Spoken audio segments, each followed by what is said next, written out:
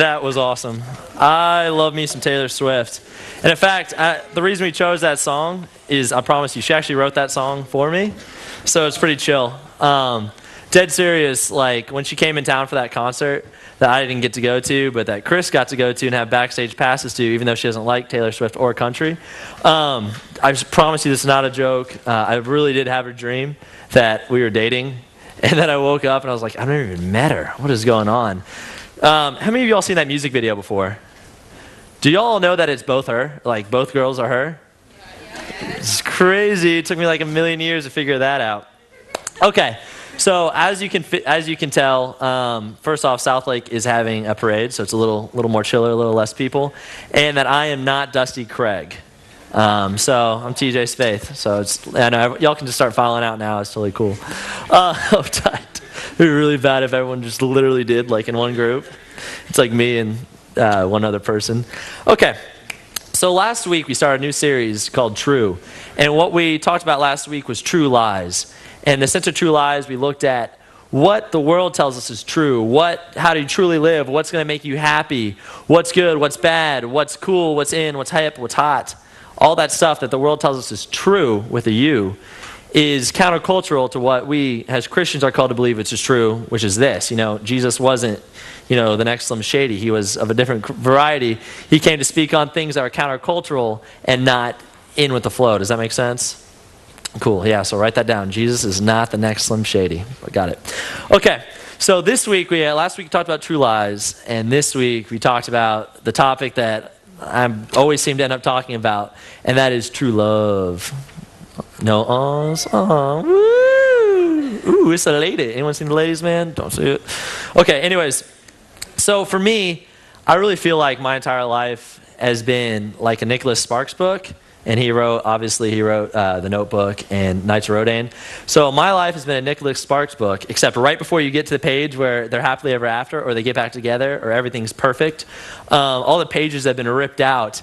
And I keep finding myself in situations where I get to what I think is going to be the climax of finally I found it, and when I turn the next page, there's nothing there, and I'm right back at the start where I was beginning with. And my problems, my struggles with the ladies have always been, I still struggle now, but they started at an extremely young age. How many of you gave out Valentine's Day cards like in elementary school, first one to K through 5? Cool, like your mom's made you do it, you went through and you're like, Happy Valentine's Day. And sometimes you give out they're disgusting, those little sweet tarts, the little hearts on them, and they say, I love you, but it would say love with a U, there's no one with an O. Anyone actually like those?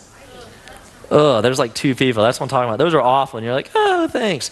I was always one for like Skittles and Blow Pops and whatnot. Okay.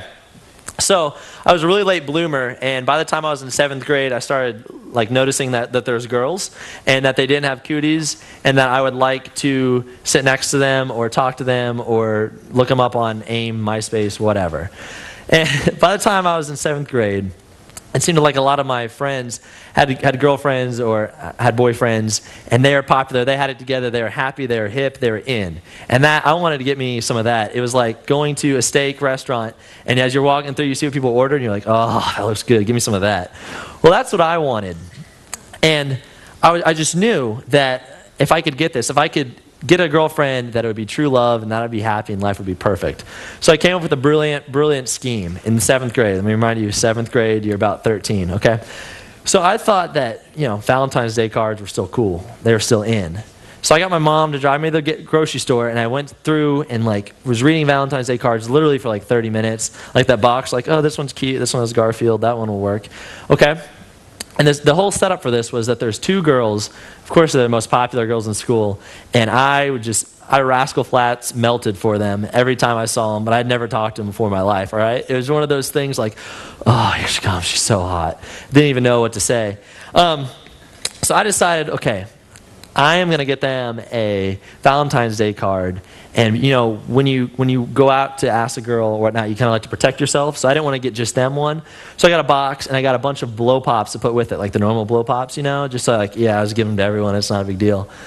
But for these 2 ladies, I got them the 79 cents, jumbo 2 Blow Pops in one. These things were huge. And for me to buy these, and in my mind, I was like, okay, I'll buy these blow pops, I'll give them to him. 7th grade, let me just remind you of how lame I was. 7th grade, and I'm like, okay, once I give these gifts to them, they're going to know that this is me offering my heart. This is me saying, I love you, I will take care of you, you'll never have any other guy better than me. This is all this rolled into one blow pop with gum on the inside, okay? That's what I had, that's what I wanted. And in 7th grade, so I remember it like it's yesterday, I was wearing a football jersey, and I remember all day during school, I was trying to psych myself out into doing it because I was so nervous. I was just like, all right, come on, just do it. It's not a big deal, just do it, like all day. And of course, it ends up being like the last period of the day, and I still haven't given it to him yet. I'm like, all right, it's now or never. Because as I'm standing in my locker, I see him walking down. I'm like, okay, just do it, just do it, just do it. So I finally get the courage, and I'm like, this is so ridiculous. My hands were shaking as I was handing it to him because my heart's like beating a mile a minute, right? And I remember thinking, like, right as I hand it to him, it was going to be like, fireworks go off. They're both going to, like, hook onto my arms. I'm going to, like, strut down the hallway with 2 ladies, 2 honeys.